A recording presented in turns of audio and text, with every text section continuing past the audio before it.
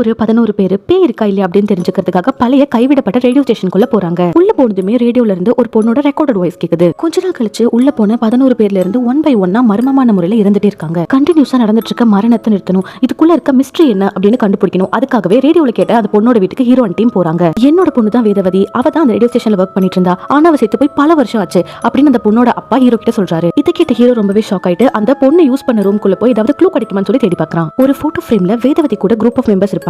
அதுல இருக்க ஒரு பர்சனோட போட்டோ ஹீரோக்கு ரேடியோ ஸ்டேஷன்ல இருந்து ஒரு பழைய பர்ஸ் கிடைச்சிருக்கும். அது கூட இருக்க போட்டோ கூட மேட்ச் ஆகுது. அந்த போட்டோவை வேதவதியோட அப்பா கிட்ட ஹீரோ காமிக்கிறாரு. இவன் பேரு தான் விஸ்வபுத்ரா, பாக்குறதுக்கு கொஞ்சம் புத்தி சுவாதீனம் இல்லாத மாதிரி இருப்பான், வேற எதுவுமே எனக்கு இவனை பத்தி தெரியாது அப்படின்னு சொல்றாரு. அந்த போட்டோ ஃப்ரேம்ல வேதவதியோட டீச்சரோட போட்டோ ஒன்னு இருக்கும். உடனே ஹீரோ அண்ட் டீம் டீச்சரை தேடி போறாங்க. டீச்சர் கிட்ட விஸ்வபுத்ராவோட போட்டோ காமிச்சு இவன் யாரு அப்படின்னு சொல்லிட்டு கேக்குறாங்க. இப்ப பிளாஷ்பேக் காமிக்கிறாங்க. விஸ்வபுத்ரா ஒரு கிரகணத்தன்னைக்கு பிறந்தனால கை காலெல்லாம் ஒழுங்கா இல்லாம ஒரு அப்நார்மல் பேபியா தான் பிறந்திருக்கான். இதனாலேயே விஸ்வாவோட அப்பா அவனை வெறுத்து ஒதுக்குனாரு. அம்மாவோட அதீத அன்பு அரவணைப்புல தான் அவன் வளர்ந்திருப்பான்.